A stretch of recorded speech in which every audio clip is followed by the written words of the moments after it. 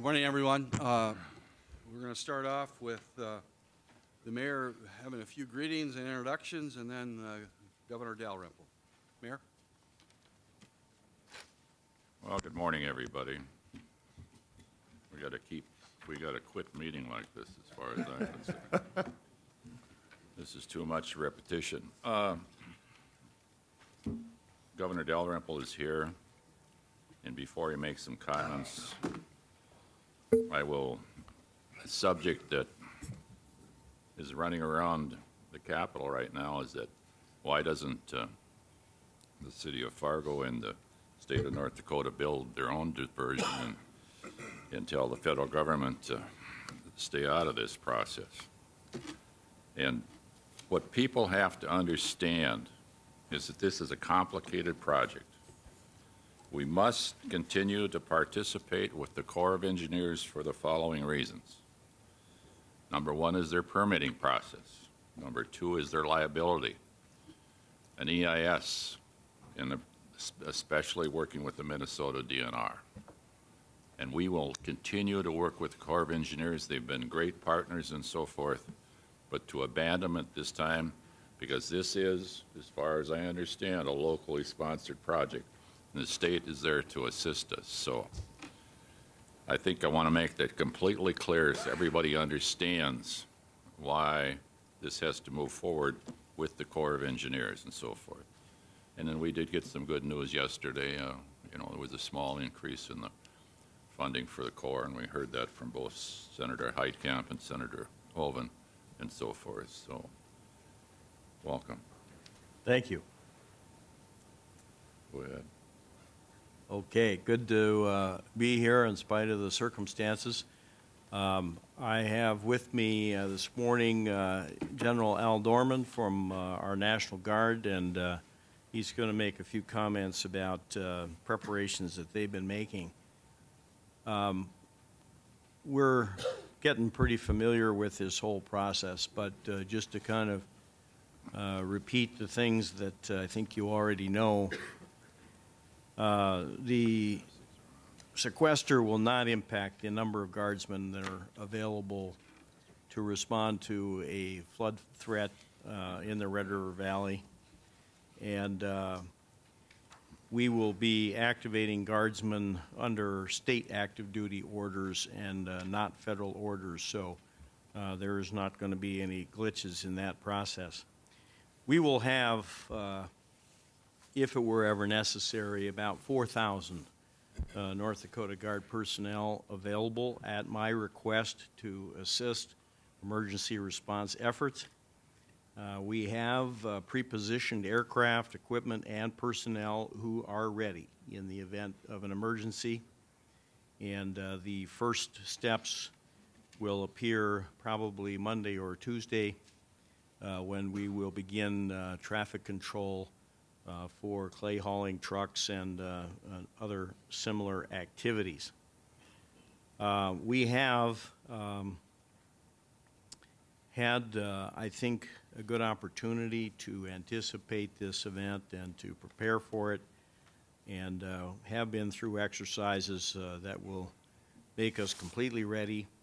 There are a broad range of services available from the North Dakota National Guard that I'm sure you're all familiar with, and I would encourage you to avail yourselves of those services at any moment that you feel that they are warranted. Generally speaking, you're familiar with all of the capabilities that we do have. The good news is our people have become very experienced at this. And I would say that our Guard's ability to do quick response is probably the best there is in the nation. So I'll just turn it over to General Dorman briefly. I've probably already said everything that you were going to say, but yes, Governor, that was pretty comprehensive as far as our response. I will tell you, we're coordinating very closely with emergency managers in the city here. A couple of requests have already been dropped. One for the traffic control systems that the governor mentioned. That'll be ready to go on Monday, I believe. There's also a trigger in place for levee walkers, I believe, at 30 feet. But we'll continue to coordinate very closely with the emergency managers, both for the city and the county. We're working very closely with the Division of Emergency Services, who also work for the Adjutant General. They're going to set up their State Emergency Operations Center at 1 o'clock on Monday. We will also set up our Joint Operations Center on Monday, send a liaison to the headquarters there, and I'm sure your emergency managers are very familiar with our on-the-ground command team here in Fargo, which will be led by our Maneuver Enhancement Brigade based right here in Fargo. We have 460 volunteers lined up ready to go, and we have another 2,500 of the 4,000 the governor already identified that are in a time-phased deployment schedule that when it hits certain levels, they'll be ready to roll. Again, we have a great relationship, great communication. We've also been in contact with the National Guard Bureau and U.S. Northcom. If there are any Title X resources needed, they are leaning forward and ready to assist. We don't see that right now, but they are very anxious to help us out if that need should arise. That's all I have, subject to anyone's questions. I got one more comment here. Me too. Okay, go ahead. You're the boss. Mr. Mayor, just one other thing I wanted to mention. General Dorman and I are two of the really top-tier sandbaggers in the state of North Dakota. We've worked together on many occasions. We prefer night duty, and we are available at any time. We are stopping on the way back to Bismarck at Sandbag Central and taking with us Andrea Travnik from the governor's office to inspect your sandbag operation and make sure that You might want it's to up try to to stay out of the way of the kids. They move pretty fast. You hear that, Mr. Grubb? we'll try not to get hurt over there. We have a friend that's been a big part of our flood fights for several years. He's a psychiatrist. His name is Andy McLean. And I asked him when he was here to provide us with information for some of these. So I'm supposed to read this in its entirety and not leave out a word. Picture a short, bald, slightly tan psychiatrist. Things seem chaotic lately, and it's easy to feel overwhelmed that the sense of urgency has increased. We look at our situation, we're reminded of a couple things first. We are very mature in our flood fighting experience. Speaking of looking mature, I mean you, Mayor. Well, I decided not to shave until this flood was over. I've mentioned it before. We are confident in our competence to be successful in disasters. We need to be constantly adaptive and creative. The other important point is perspective. In 2010, we fought our flood in the shadow of the Hawaii earthquake. In 2011, regionally, Minot followed. This year, we have the episodes unfolding in Boston, the disaster in Texas. As Dr. Kit O'Neill and the Red Cross have reminded us to stay calm and in control and connected helps us to focus on our tasks at hand while supporting those both here and abroad. I'll be watching part of the meeting today via the web. I'm very much looking forward to being home this weekend to take part in a good fight. And I don't mean you, honey. So we thank Dr. McLean for that. And is there anything else that you wanted to say at this time? We'll give you a chance No. to summarize at the end. Go ahead. Pat, why don't you begin the schedule? Thank you, Mayor. Welcome, Governor, General Dorman.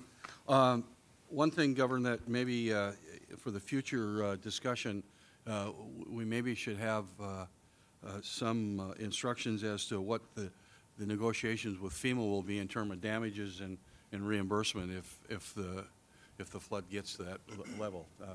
We've heard that there's some mixed messages out there, and maybe the congressional delegation can help us with that as well. So maybe that's just for a future discussion.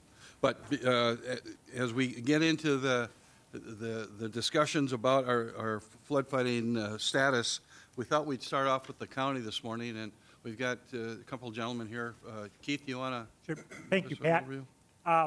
We have been preparing for the last several weeks for what we know is coming. Specifically, we plan to start sandbag deployment in earnest on Monday, and we'll start with those neighborhoods that need the sandbags ahead of the clay levees because they lose their access once the clay levees go up. We anticipate on Tuesday we will start clay levee construction. I've distributed some maps, one of the areas south of the metro area, the other one of the areas north of the metro area. We will start on the south side with those levees, and we're doing that in conjunction. The Corps of Engineers is working that for us. We anticipate about a 3-day construction period. We'll be deploying sandbags to those Chris Ann and Forest River areas first because that's where those levees will block access to. So with that, that's all I've got right now. Thank you. In terms of Fargo's flood fighting, we have to start first with the construction of sandbags, which we've been doing for the last couple of weeks, and then once we do that, we start into the deployment. So as Keith just mentioned, the county will start on Monday.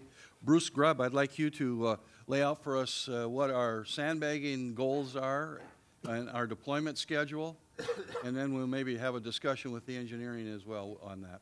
Sure, thank you, Pat. Sandbag Central, the goal has kind of changed a little bit since we started, which is pretty typical for spring floods, but we're currently working on a goal to prepare 1,350,000 sandbags roughly, and that's a sufficient number to be able to allow us to build those levees to an upper elevation of 43 feet. So that's a big number, but the good news is coming into this morning, we've got 1 million of those ready to go, about 650,000 new sandbags that we've produced at Sandbag Central, and then about 350,000 that we've successfully recovered out of our 750,000 sandbag stockpile out at the compost site, and we're just slightly over halfway through that. So we feel quite good about our ability to reach the goal of 1,350,000. As a matter of fact, we're planning on sandbagging at Sandbag Central through next Wednesday, May 1st. We've extended that a day because we've had some organizations that said they had numbers available and would be willing to come in and sandbag on Wednesday, and so we're going to accommodate that. I don't think Wednesday is May 1st. Excuse me, what was that date? That would be the 23rd, I believe, of April. Yeah. April 23rd. April 23rd. I know you want this to be over sooner, but I got corrected again, the 24th. Let's move on to sandbag deployment. Just use days, don't use dates. Yes, thank you. So on the deployment side of things, we're planning on starting our deployment next Tuesday. And we have a 3-day deployment schedule for all of the bags, Tuesday, Wednesday, Thursday. And our plan is to try and get the bags out in the neighborhoods in front of the volunteers. And so I'll let the engineers talk about the plan for volunteers to place those bags. But we'll be having a coordination meeting with all the parties involved this afternoon at 1 o'clock and work out some of those behind-the-scene details. But by Thursday of next week, we should have all the bags in the neighborhood. And as I understand it, Bruce, we're going to start on the north side of town. Yes, thank you. Originally, we had set a plan of delivering these kind of in 3 different sections of the city. Planned on starting in the south side, but due to the work going on in Oak Creek, we're going to start on the north side with their bags, the central part of the city the following day, and then finish up on the south side of the city. And so the sandbags will be in place starting on Tuesday, Wednesday. In April, what's our goal to have volunteers start deployment of bags in the backyards? Yeah, we're going to bring out high school students on Thursday and Friday in those neighborhoods, see where we're at, get as many bags placed as we can. We'll work with the neighborhoods over the weekend to try and button it up, and if there's a need, we can bring back the high school students Monday and Tuesday to kind kind of. That's the finishing. following week. So Yes, the what we're following. talking about next week is Thursday and Friday, and Superintendent Jeff Schatz is here. So what we're looking at, Jeff, is that we'd like to see the North High kids work on the north side of town, and then have the South High and Davies kids, if they could, we'll coordinate that on the south side of town. We're also looking at, if Oak Grove wants to participate, they'd be on the north side, and if Shanley wants to participate, they'd be on the south side. So that's kind of the goal that we'd like to go. April, how many bags did we put down, what was it, 2011? Yeah, I think I said it wrong this morning. I think I said 900,000 bags in a day and a half. It's actually 700,000 bags were placed in a day and a half using the high school students.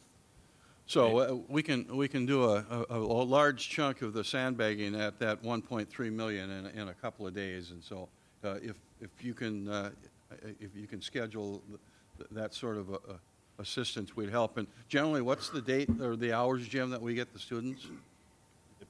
They're available from about 9 by the time they get into the field, but they need to go back 1:30, 2 o'clock, and so that's where we might need some help from the neighbors on the weekends. If we've got to get the buses back to school. And Chief Turnus, during the deployment of the bags, we will have police support, and we're going to ask the neighborhoods for parking restrictions, that sort of thing? We will, as soon as the deployment begins, we'll have police vehicles escorting those convoys of sandbag trucks throughout the city. I anticipate that sometime on Monday, maybe Monday evening, we'll be going through those neighborhoods to ensure that we've got vehicles off the street and that they're signed appropriately so that when those sandbag trucks get to those neighborhoods that they've got room to work. And the goal would be that we would place the sandbags. We will have some extra sandbags in the neighborhood in the event that we see some weaknesses. Chief Dirksen, you're going to have some response teams working with the Guard, I believe, and as we ramp up, we will have situations that might have us do some emergency responses. Absolutely. Once at the beginning of next week, we'll begin a coordination with the National Guard on identifying spots for quick response vehicles if we notice an issue in any of the levees.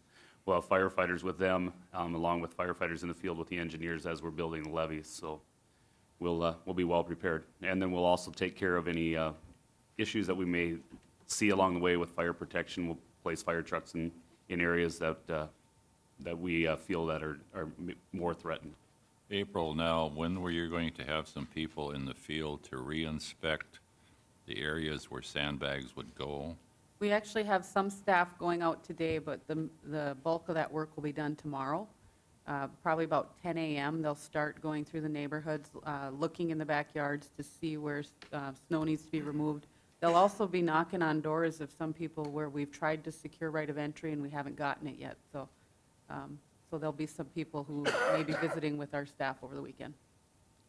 And just, Mayor, maybe you want to refresh everybody's memory about what the Weather Service's prediction is and how the commission has directed us to have an elevation goal for sandbag levees to 43 feet.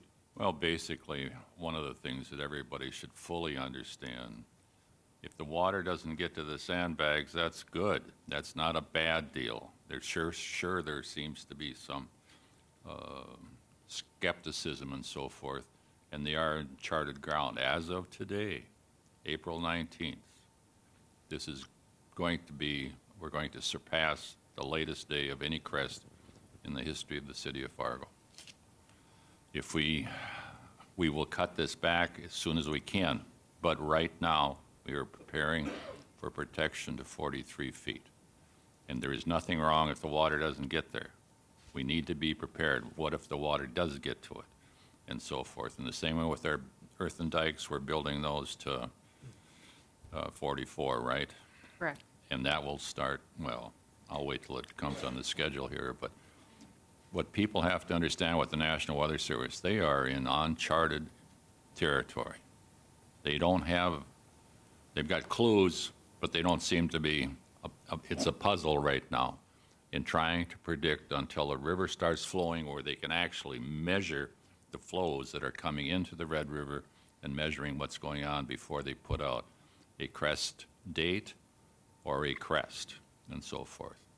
So right now, we're preparing for the worst-case scenario, which is 43 with sandbags and 44 with earth, and so forth. And maybe I was part of that skepticism at the beginning, because I thought things looked really good on Saturday, but things have changed since then, and everybody is in agreement.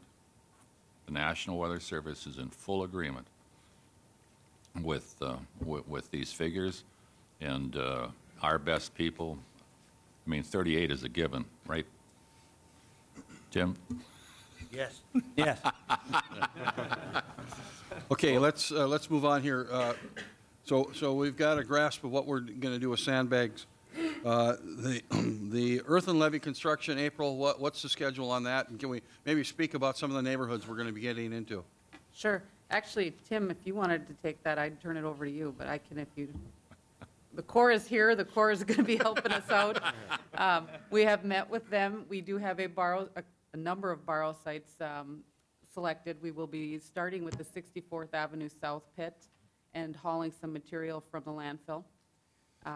We'll start with Oak Street on the north side, and we'll start with Lindenwood Drive on the south side.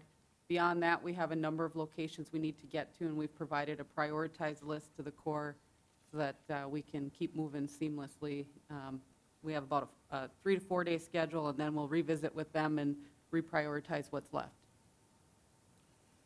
And maybe you can speak a little bit to our neighborhood plan for engineers, firefighters, and how we're approaching the neighborhoods. Thank you, appreciate it. We originally came out with a flood fight area map that showed 4 areas, and since the higher crest has been released, we did decide that it was time to activate a 5th area. We took the large area that was the southern limit and the drains, and we've broken out a portion of the drain because that will now require some sandbagging efforts at those upper projected elevations. So we had Jeremy Gordon on the north side. He's still on the north side. Christy Schmidt is from Main Avenue down to approximately 40th Avenue South on the river corridor.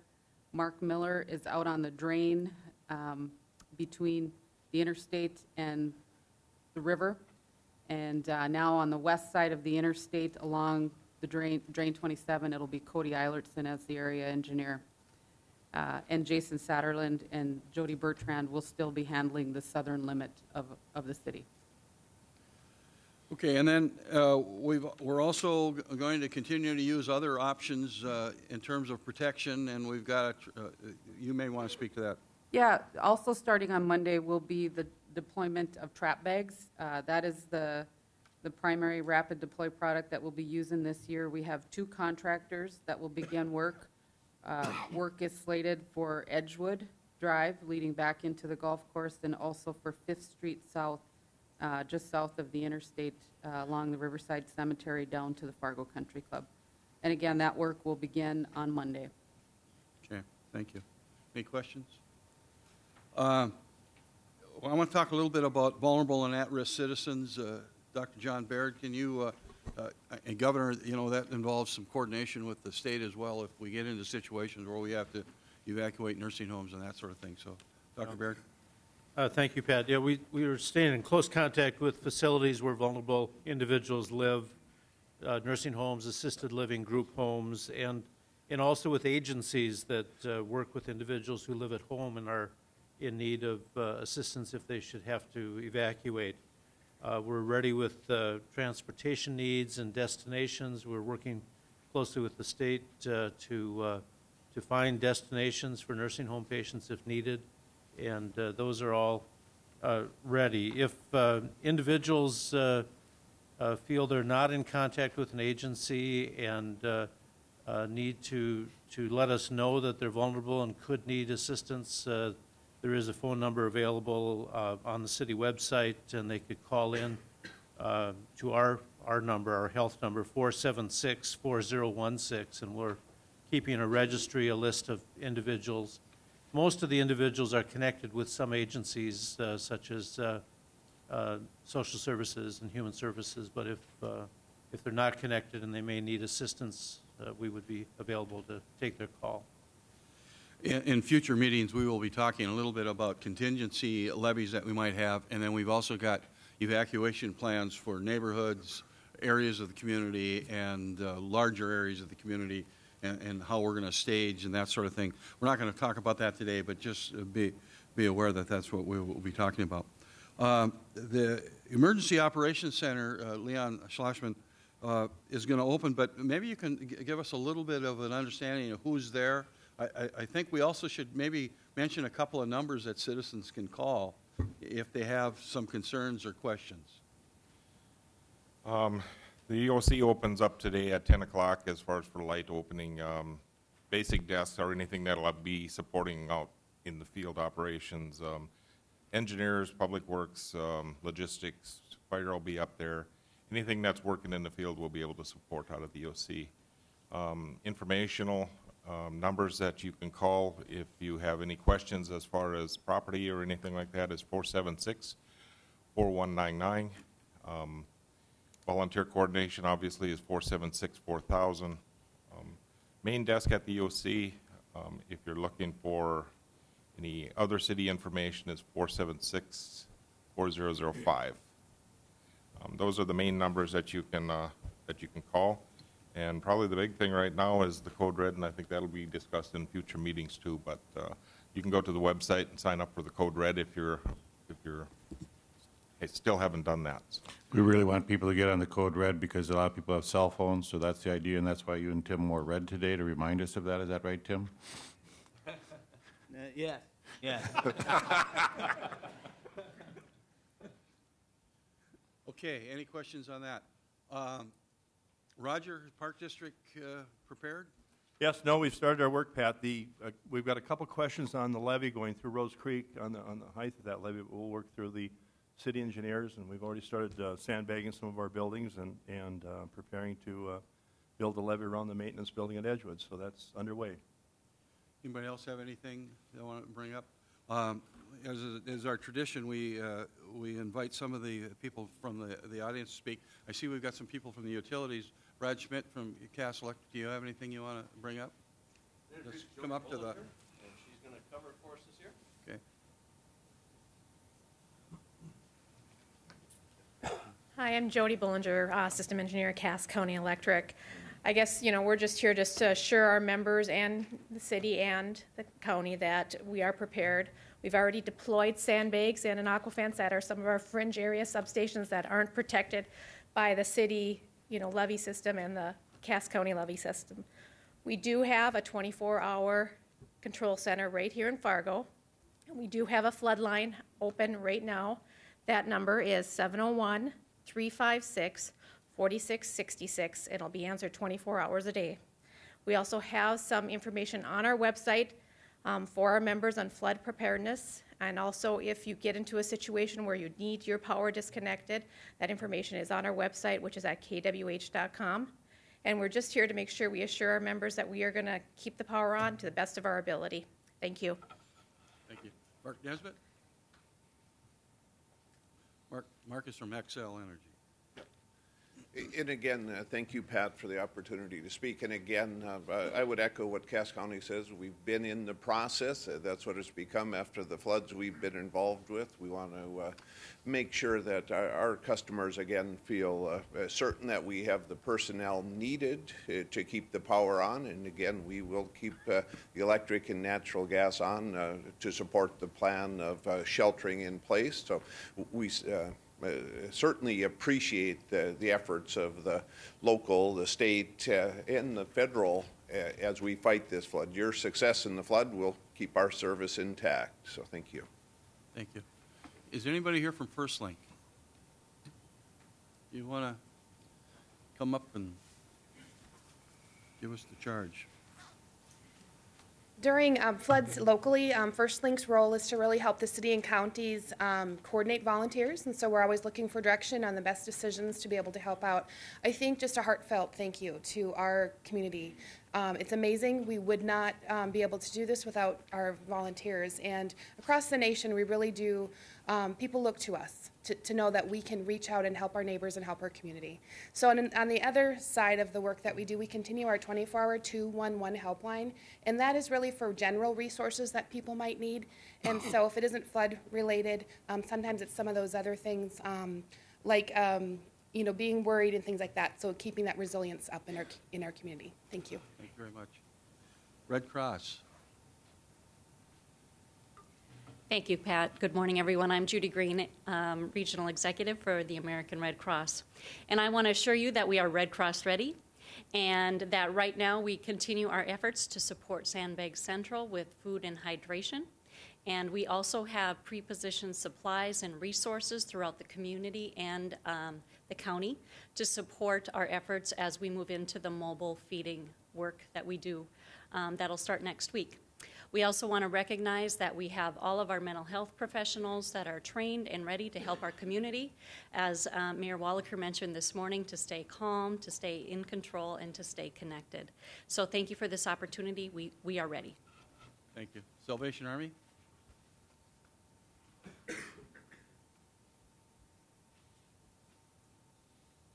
We too are set. We have some additional resources that have come in, and we have some more that will be coming in on Monday. We have brought in additional teams. We've trained additional people. We still could use some more volunteers, and we would be able to train them. We have been coordinating with the Red Cross, the county, and everybody else, so we do appreciate any information that you can provide us with specifics about where you would need us, when you would need us. Kind of like everybody else, we're looking for that perfect detail, trying to figure out the crystal ball. We'll have people working with you on that. The concern that the governor and mayor has, make sure the kids get fed, right? We don't want them just to do this all, no energy. Oh, right. And the same way in the field. Adults too. Adults too. The governor, we'll have something for you. A couple of things about next week. We're going to have a city commission meeting on 5 o'clock. It's a special city commission meeting to deal with some contract issues that we've got next Monday at 5 o'clock. We will have another broadcast meeting next Wednesday at 8 a.m. and next Friday at 8 a.m. So that's the public schedule for these meetings. There will be a news conference immediately following this meeting. So is there anything else that needs to be brought up? I know that we've got the medical care here. Dennis Miller, if there's anything you want to say, you can. Or well, just quickly, we depend on the city for primary flood protection, and we're prepared with the secondary, thanks to 35,000 sandbags committed if we need them. We have installed lots of infrastructure. Oh, you got it right. We're able to control sewer backups effectively downtown, and that's not a concern at our other locations. The other area we have to protect is our reproductive medicine clinic, and we have portable guides ready to go whenever the river reaches a certain level. So we are very well prepared. We thank the city for cooperation and certainly commitment of the sandbags and the primary protection. And Essentia? Richard Boyer. Rachel Boyer, Vice President of Operations, and we are also very well prepared. Do you want me to go up to the mic? Yeah.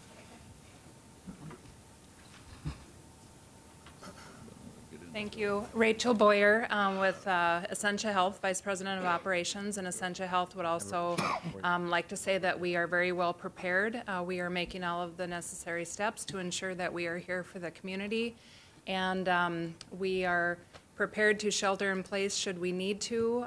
If you have any issues or questions, we are here to support that. Thank you very much. Well, that concludes our part of the meeting. Is there, turn it over back to you, Mayor or Governor? Governor. Just a couple of thoughts came up while we were talking there.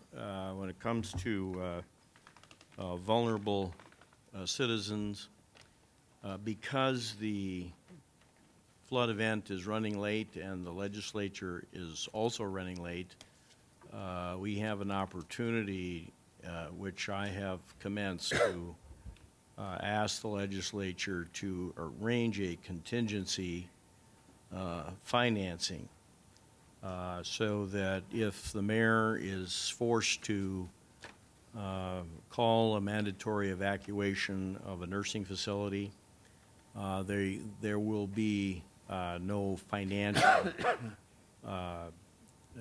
damage or bad effects that take place to the facility. And I would like to have something like that in place so that people have the peace of mind that this is not going to create a financial crisis for them. The other thing I wanted to mention, and Pat, you mentioned FEMA.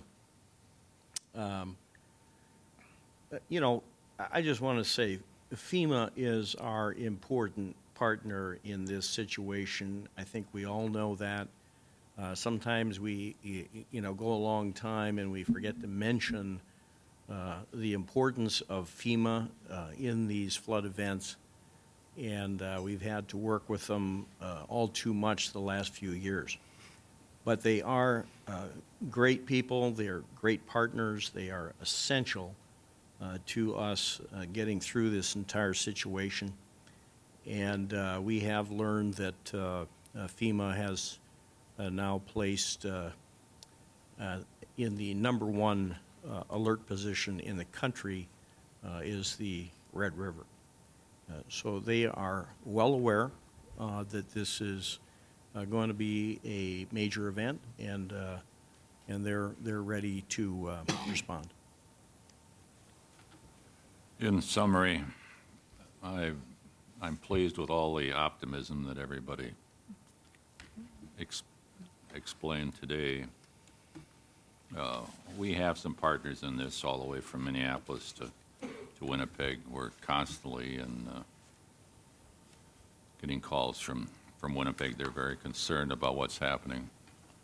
And once again, I will say the same thing that I've been saying for a couple of 3 years. The Canadians are prepared. They're at 700-year protection because they have a diversion. Okay, 700-year protection because of a diversion. Every piece of property that I'm aware of between the border and Winnipeg is either elevated or ring-diked. And until we come to that realization that we live in the sand, or not the sand, we live in the bowl, and we have to do that. I mean, this has to move forward. And the goal that Pat and so many of us have worked on so diligently over this period of time is to try and move this project forward. And with 4 floods out of 5, if this doesn't convince everybody that's living here in the valley that this project is bigger than any one person, and we need to progress, we need to resolve this. This is so counterproductive. I used to work for an engineer and said, well, snow removal is too expensive. Well, it's just part of the process, something you do, but when it's all gone, when spring finally comes, you don't know what you spent your money on. And that's the same way. There's no reason why we can't have, and we need to proceed with that. And we thank the governor for his including the $102 million in his budget and so forth. And we just hope that when it's all said and done, there is no strings attached to spending the money, because we will spend it wisely. And if there's any process beyond that, I don't know what it is. But we have to continue in the next 2 years to make more improvements